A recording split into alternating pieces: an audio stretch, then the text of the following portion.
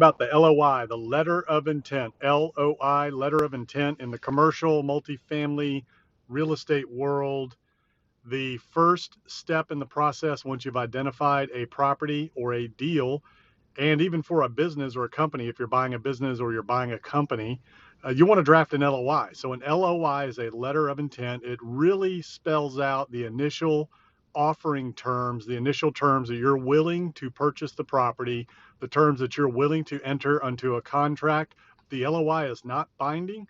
It's just a very simple letter of understanding is another way to put it, where you just clarify the terms and you do the little bit of back and forth and scratch out the terms of the deal before you send those terms to an attorney to draft the actual content. Now, a couple of things about the LOI. Number one, it needs to clearly state who you are, who the buying entity is, what the asset is you're buying, whether it's a property or a company, group of properties, group of companies, pretty much anything in the commercial, multifamily or institutional space, the investment space, the business space, whatever it is you're buying. You could be buying anything. You could be buying a number of things. So you want to get those terms drafted out, list who you are, who your entity is, who the buyer is, so that they clearly understand what it is you're looking to buy, clearly described, what the terms are in which you're willing to engage and enter into a purchase agreement. And again, these terms are all non-binding. It's just a clarification process before it gets to the attorneys. Now, one thing to remember, you never want to go back on your LOI.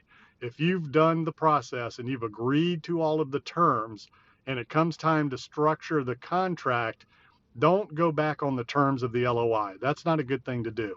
Once you've agreed on a price and the general terms, that just doesn't change unless the fundamentals of the deal change. When you get into contract negotiations, that's going to be a little bit of back and forth too in terms of the language of the contract, but not the terms of the deal. So do not go back on your LOI. It is non-binding, but it is still your word. You said you were going to do something, and in this business, you got to do what you say you're going to do.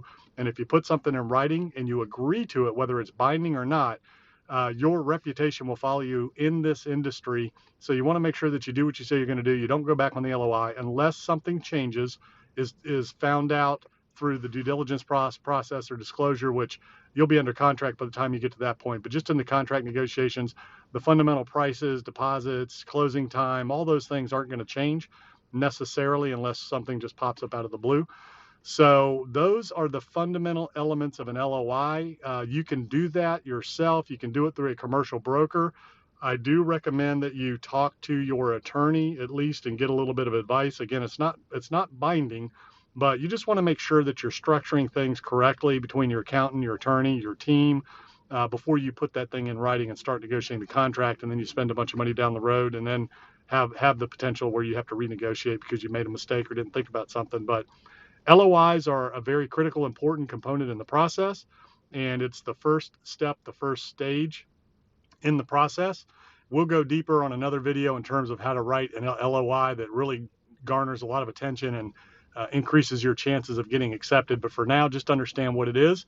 It's a letter of intent. It's a non-binding agreement of the terms. Once you agree on it, don't go back on it. Send it to your attorney afterwards to start the drafting of the contract, and then that always is going to be negotiable. So get out there, get some deals, draft some LOIs. That's the first step in the process. You got nothing to lose.